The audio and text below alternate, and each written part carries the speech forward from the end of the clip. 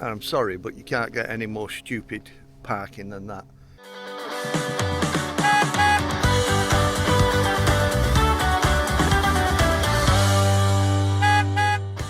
Well, good morning folks, and welcome back to the channel. We've moved on quite a bit. We've done about 3.5 hours up the road, and I must say Dee has actually found a fantastic park up here. I'll just show you behind me. There's a lake, but that's not the best thing. As you can see, our van is right here and we are parked on a canal, and the views are spectacular. Unfortunately, the weather isn't on our side today. There is a cycle track all the way down the canal that way, and past quite a few locks. Looking on Google Maps, there's about 5 or 6 locks, and they look absolutely stunning. But yeah, it's currently raining, and we don't want to get wet, but the views are phenomenal. So for the last half hour, we've actually just been sat in the front cab, looking out the window and enjoying the peace and quiet here, watching the ducks go past, which is really funny, but nice to do, just to chill out. Like I say, we've done quite a bit of a drive to get here, and we've looked at the weather report, and our luck, tomorrow's better and the day after's even better, and so on and so on. We just picked the rainy day, but never mind, it is what it is. We've actually put this one on our favourites because I think this is one we'd love to come back to.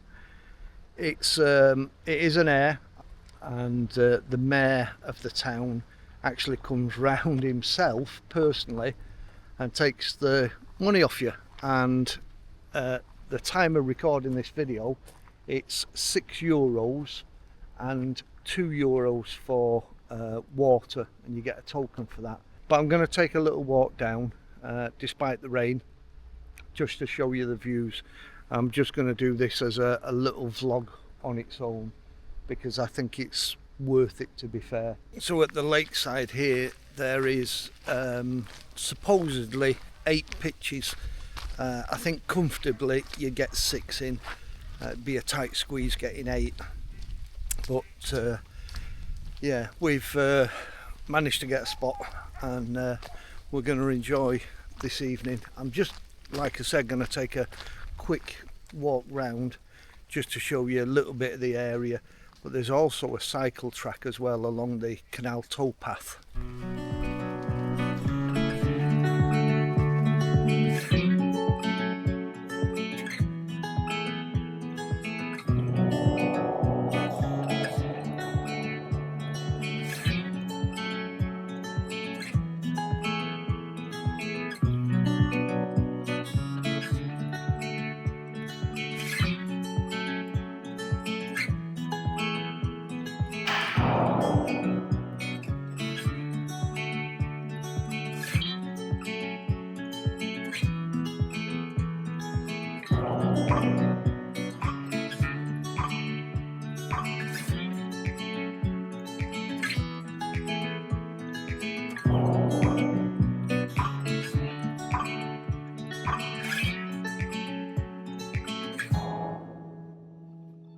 So how easy is it to find a park up in Europe? It's quite easy, and there's a few ways of doing it. You can go on to Google Maps and look for, do a search for motorhome parking, but far and beyond the best way is use Park for Night.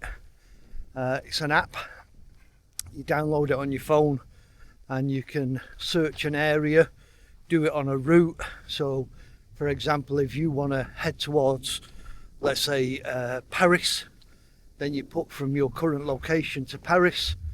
You can select whether you want to do tolls or not tolls, and filter which kind of parkups you want, whether they're paid, free, whether they're within nature. so in a beautiful location. Sometimes they're a little bit difficult to get to, so not suitable for motorhomes.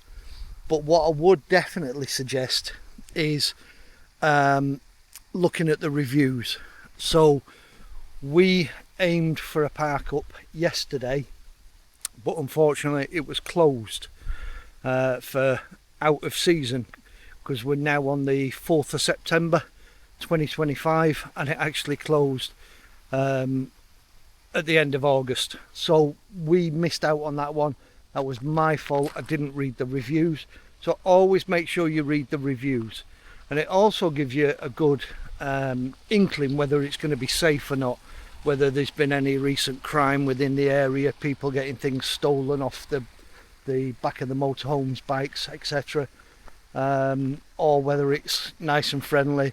Also give you more advice whether the local shops are about, how far they are, and things like that. So Park for Nights is definitely the go-to app to use. You can also use search for sites. Now we don't tend to use that so much. We have the paid subscription, but we don't tend to use it so much, and we just mainly use Park for Night. But again, search for sites is another one that you can use. So it's quite easy to find Parkups within Europe, and Park for Nights actually works better in Europe than it does in the UK, and a lot more reviews. And again, if the reviews are in a different language, so within the country that you're in, so for example, if you're traveling to France, a lot of the reviews will be in French, but you can hit the little translate button and it will translate it into English for you. So again, you're not going to be stuck. It's a good thing to make sure you read the reviews.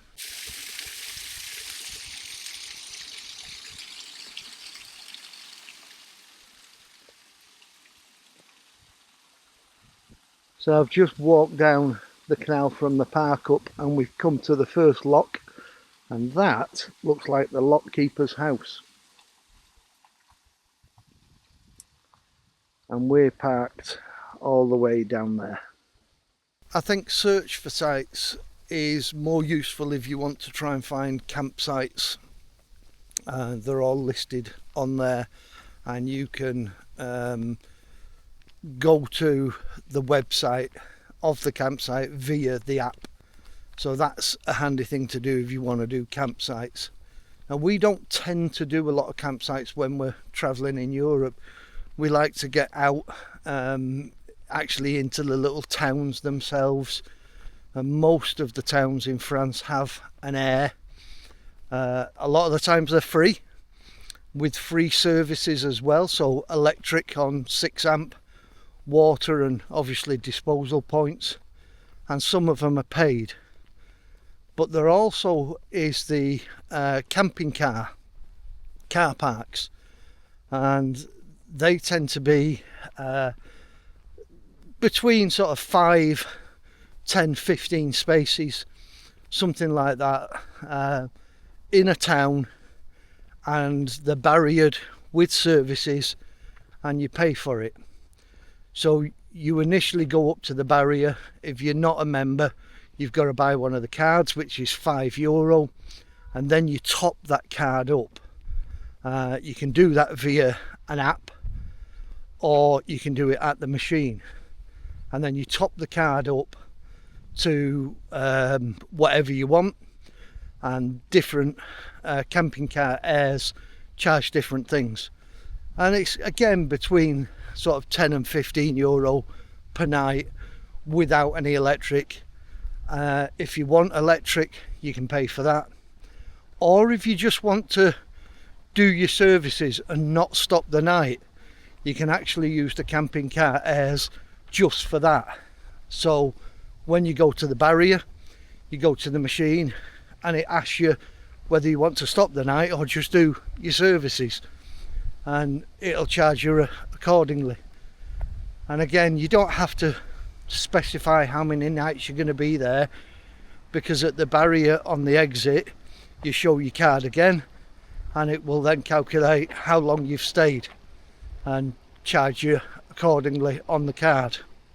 So again, it's cashless, and it's all through the camping car membership card. And again, you, like I said, you can top that up via the app.